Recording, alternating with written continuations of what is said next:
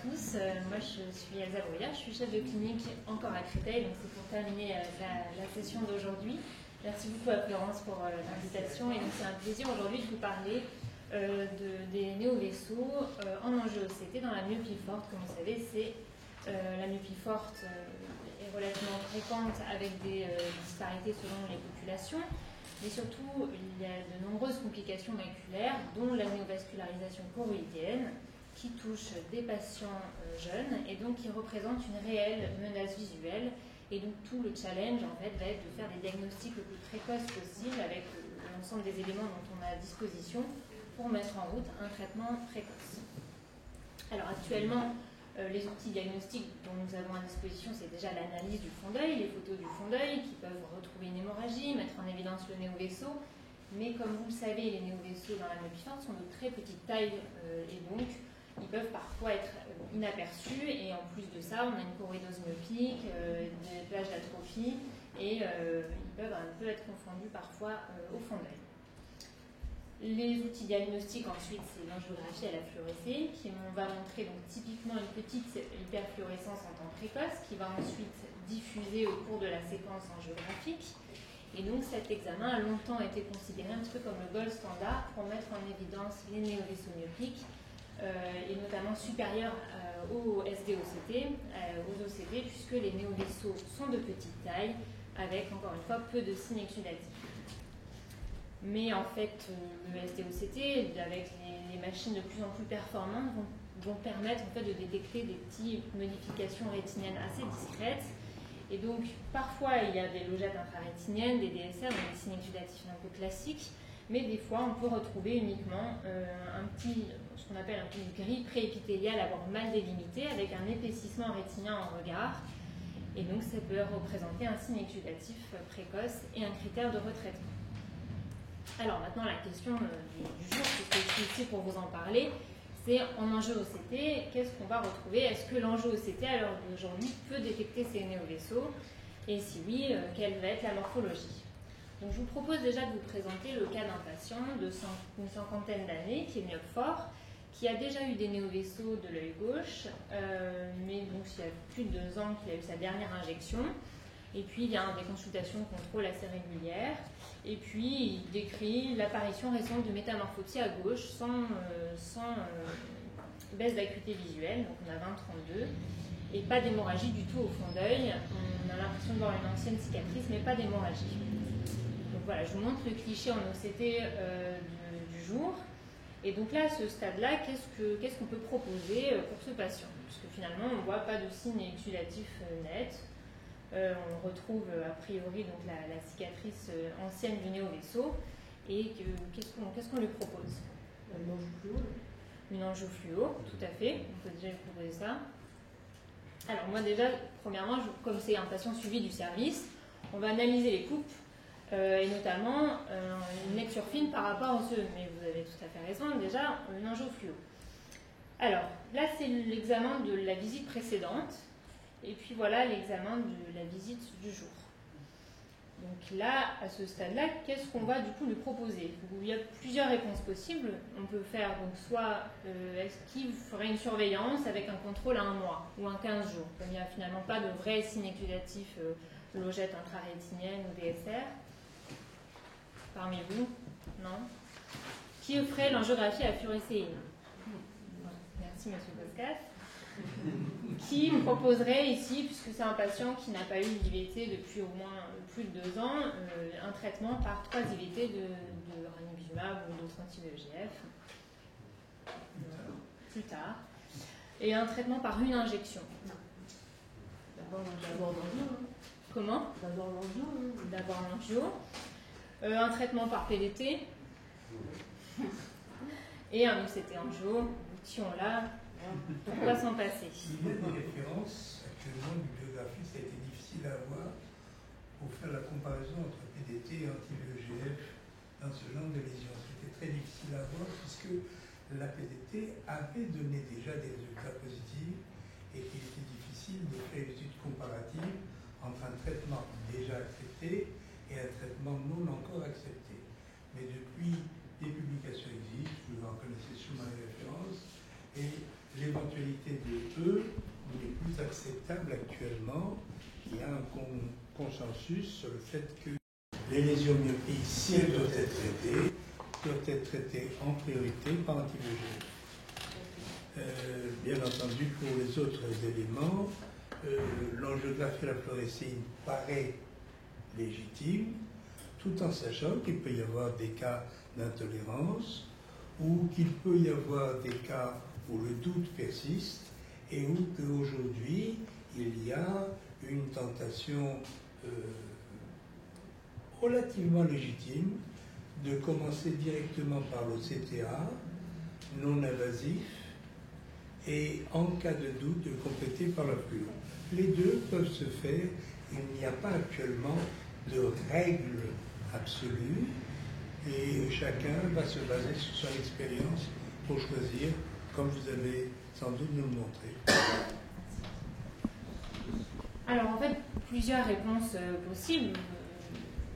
Bien sûr, on fait l'angiographie à la fluorescine, un OCT, mais donc, par rapport aux signes de récidive, je ne sais pas si vous êtes d'accord, M. Koskas, mais dont on a parlé tout à l'heure, ce fameux gris préépithélial associé à un épaississement rétinien par rapport à la comparaison avec le follow-up, on pourrait envisager qu'il s'agit en fait d'une récidive néovasculaire et de continuer un traitement, puisque c'est un patient qu'on connaît, qu'on suit, qui a déjà eu des néovaisseaux, et donc a priori il s'agit d'une récidive au même endroit et de faire une injection d'anti-VEGF.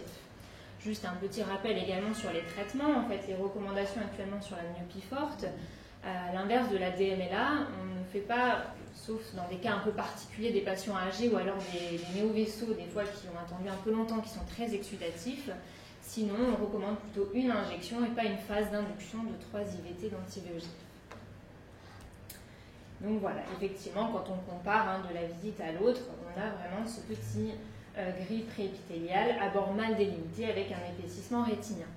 Donc en fait, nous, on avait quand même réalisé l'angiographie à la fluorescéine pour vraiment confirmer. Et effectivement, vous avez donc la diffusion de colorant. Donc c'était en bordure d'une plaque d'atrophie et c'était au même endroit que l'ancien néovaisseau.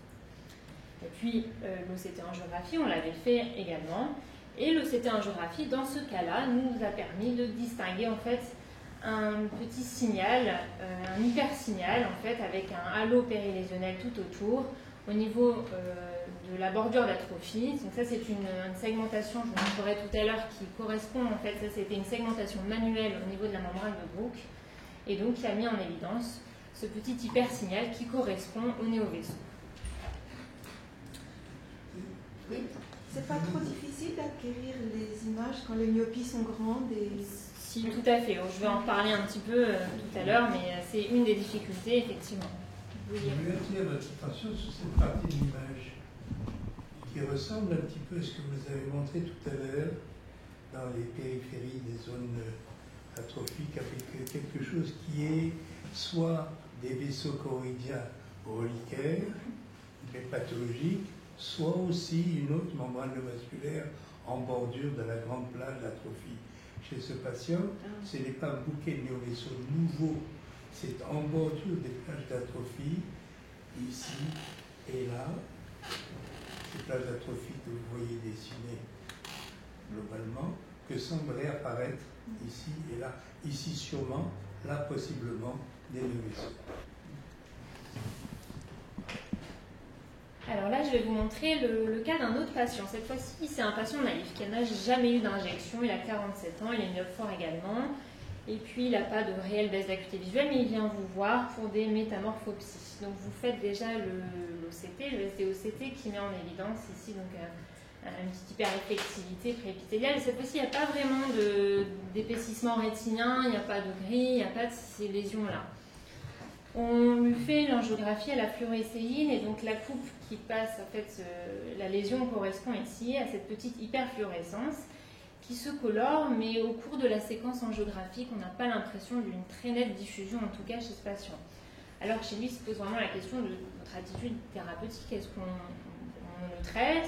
Qu'est-ce qu'on lui propose?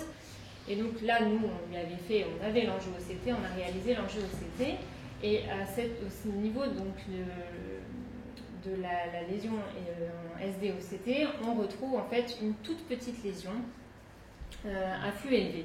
Et donc ce patient, nous, on ne l'a pas traité initialement, on l'a reconvoqué à 15 jours en fait. Et la lésion, en fait, finalement, après, on a eu vraiment une toute petite exudation, la lésion a progressé. Et donc, ça a confirmé qu'il s'agissait bien quand même d'un petit néovaisseau. Parce que là, on avait un doute, on ne savait pas trop si c'était au début une erreur de segmentation, etc. Et ça correspondait en fait à un petit néovaisseau. Donc voilà. Moi, je fais juste un commentaire. Oui. Une fois de plus, ce que vient de dire Florence à l'instant, c'est qu'on voit sur le BESCAN qu'il y a un signal sur l'épithélium pigmentaire.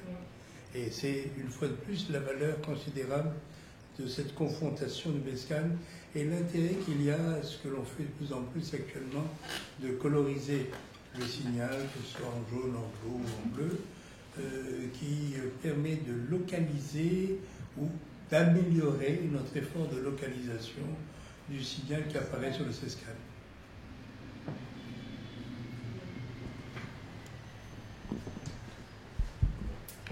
Voilà, donc la réponse est oui. L'OCT angiographie peut détecter les néovaisseaux myopiques. Donc là, on va aller un petit peu plus loin dans la réflexion. Dans quelle proportion de patients il peut détecter ces néovaisseaux myopiques qu'on sait actifs sur l'imagerie multimodale, et puis quel est l'aspect morphologique. Donc on a essayé de répondre un peu à la question en faisant une petite étude sur une vingtaine de patients myopes forts, 20 myopes forts, qui étaient tous actifs. Donc l'activité était prouvée par l'angiographie à la fluorescéine et le SD-OCT qui montrait des signes exudatifs, que ce soit des logettes intrarétiniennes, un DSR comme on voit ici, ou alors le gris préépithélial dont on a parlé tout à l'heure. Et donc, on a essayé de calculer chez ces patients-là quelle est la sensibilité de l'OCT angiographie pour détecter les néovaisseaux myopes forts, et puis de décrire donc l'aspect morphologique de ces néovaisseaux. Alors finalement, on s'est rendu compte que la sensibilité était finalement très bonne, parce qu'on pensait que ce serait moins élevé du fait des difficultés techniques et à réaliser les examens.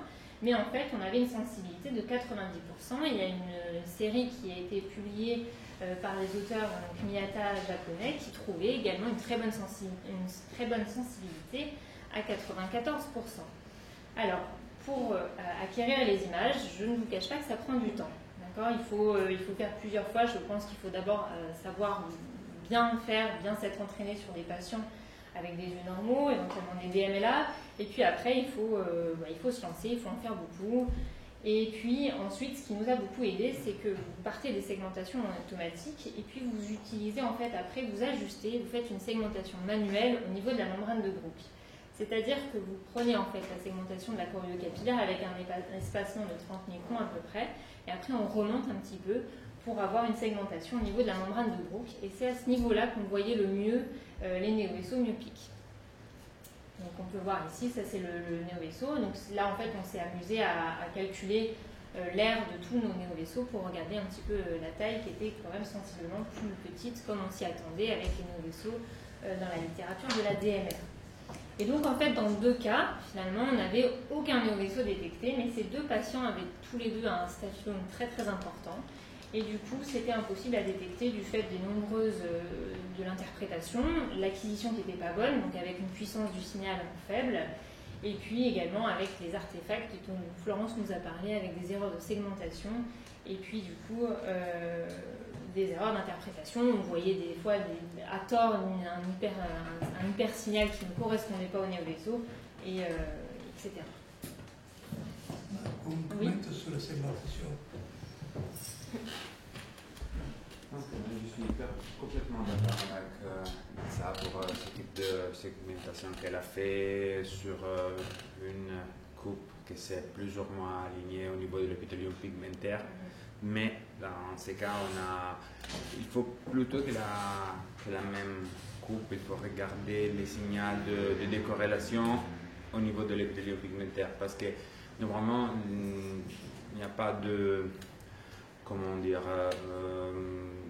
chaque coupe il a des grandes erreurs de segmentation qui sont dues à l'appareil présence d'un décollement de l'épithélium pigmentaire, question d'irrégularité de la lamina fusca.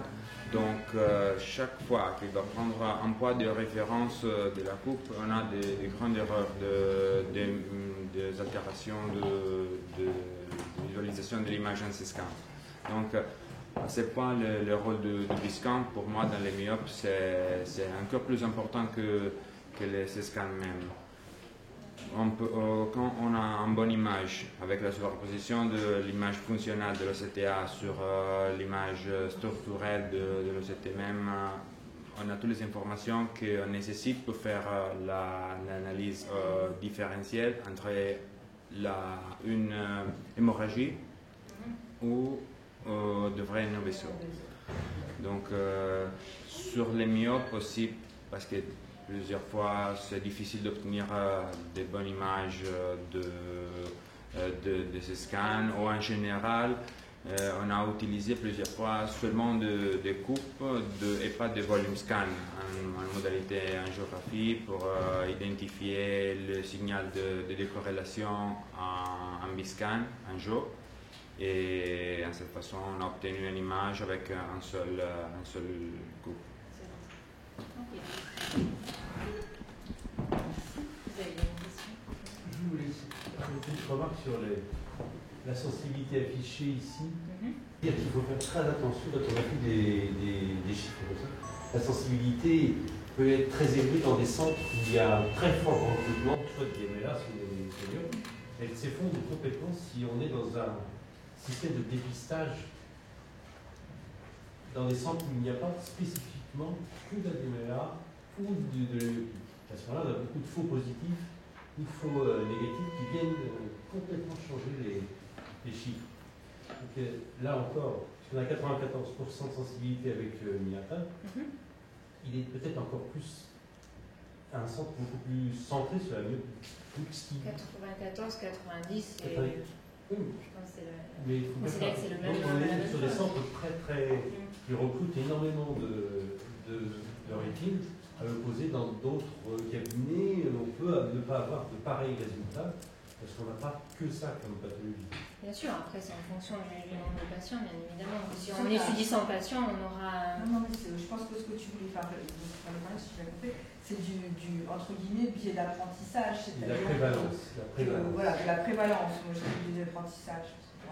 Mais en fin de compte, c'est-à-dire qu'aussi, si tu es médecin généraliste sur toute la pathologie ophtalmologiste et que tu vois X patients, tu ne vas pas donner le même résultat sur le CTA que si tu fais que du néovaisseau de myope. C'est ça ce que tu voulais dire. Et donc le chiffre, il doit tenir compte de ce paramètre-là. Nous aussi, quand on avait fait l'étude avec la Gelbert, on avait retrouvé des taux comme ça absolument extraordinaires, mais il y avait un biais, c'était un état, c'était qu'on ne voyait que de la DMLA, on n'était que des rétinologues à voir que de la DMLA. Donc le chiffre, Bien sûr. la prévalence n'est pas la même. Quoi.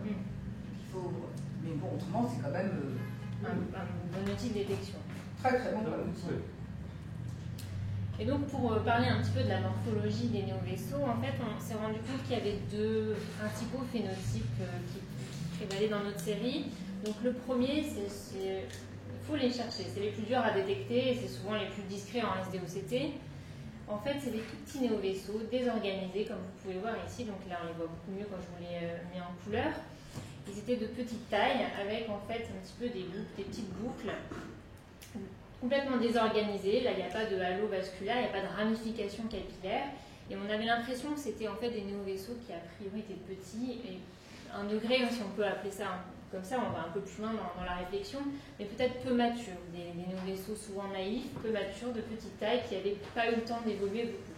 Et donc ces néovaisseaux étaient associés en fait à une très bonne acuité visuelle et l'absence de signes exudatifs marqués, enfin peu de signes exudatifs en SDOCT. Et à l'inverse, on avait des néovaisseaux qui étaient beaucoup mieux organisés, de plus grande taille, donc là il y en avait 60% dans notre étude, avec donc un dark halo tout autour.